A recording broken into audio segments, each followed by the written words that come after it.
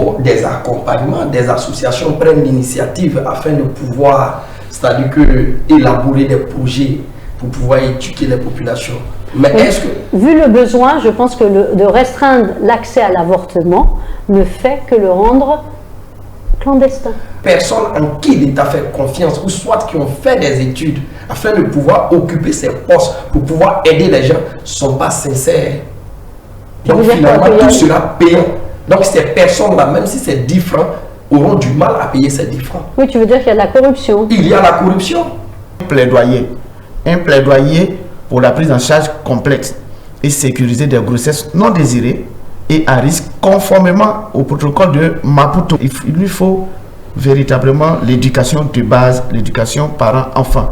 Aujourd'hui, chez nous, ici, rares sont des parents qui abordent ce sujet. Ils trouvent déjà que c'est... Les pauvres n'ont pas la chance, n'ont pas les moyens. Les riches, ceux qui ont les moyens, si leurs enfants ont des problèmes, dès qu'ils rentrent, même si c'est 1 million, vont débourser ça pour payer pour leurs enfants. Et nous, les pauvres, vous dites, il faut sauver une vie en éliminant une autre. Moi, je ne comprends pas. Les femmes qui ont été violées ont le choix entre garder cet enfant ou pas. La plupart des femmes qui n'avortent pas, souvent, laissent l'enfant à l'adoption.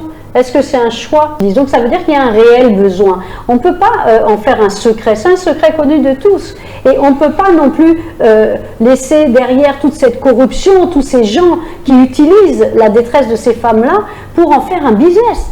Parce que Fatou qui reçoit toutes ces jeunes filles ou dames qui viennent pour avorter, quand elles ont fini de prendre tout leur médecine chinoise ou je ne sais trop quoi, qu'elles sont dans des situations de danger, elles arrivent chez elles. Mais c'est qui leur a donné et à quel prix? Il y a un business derrière qui est beaucoup plus lucratif et dangereux qu'on laisse comme ça évoluer parce que soi-disant on ne sait pas, c'est un secret. Mais ce n'est pas un secret. Je souhaiterais que il y a d'autres méthodes, sauf l'avortement. Quand elle a fini d'accoucher, qu'est-ce qu'elle a fait? Elle a abandonné l'enfant dans notre sang. Et que vous voyez, une grossesse désirée et un enfant désiré. Et une grossesse indésirée et un enfant indésiré. Les femmes qui viennent chez nous pour dire que je suis enceinte, je veux me faire avorter, elles ne se font jamais accompagner de l'homme qui l'enceintait. Hein. Elles viennent toujours seules. Et il est à la maison tout peinard. Il n'a aucun souci, il n'a pas de problème. Monsieur Ben, si l'avortement était un problème d'homme, il n'y aurait pas de cas. Ce serait déjà légalisé. Si c'était le problème d'un homme, il l'aurait déjà légalisé. C'est parce que c'est le problème des femmes. Et les femmes, elles, ce ne sont pas les femmes qui sont fragiles, c'est leur droit. Je voudrais qu'on ne fasse pas de ce qui est injuste un droit. Aujourd'hui, l'éducation a foutu le camp, il faudrait qu'on revienne à cela. Sinon, vos lois que vous nous imposez, moi je dis que je ne suis pas d'accord. Ma religion ne me le recommande pas, mais comment on appelle ça, dans notre coutume, ça n'existe pas. Dans nos mœurs, ça n'existe pas. Moi, je ne suis pas d'accord. Les femmes subissent beaucoup de violences. Et c'est difficile à ces femmes même d'avouer ces violences, d'exprimer cela à haute voix. Nous, on est là pour défendre le droit des femmes. Créer un cadre légal où on est des médecins bien formés.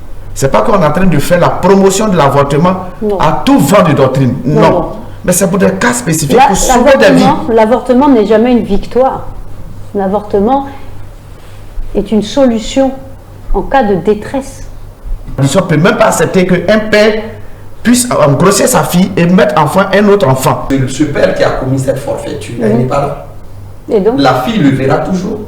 La fille sera stigmatisée à vie. Oui, et en plus, elle verra son père et en plus, elle verra son fils. Alors, dans la réalité, il y a des jeunes femmes qui viennent et qui sont vraiment décisionnaires. Elles ont décidé, elles ont fait ce choix de ne pas porter l'enfant.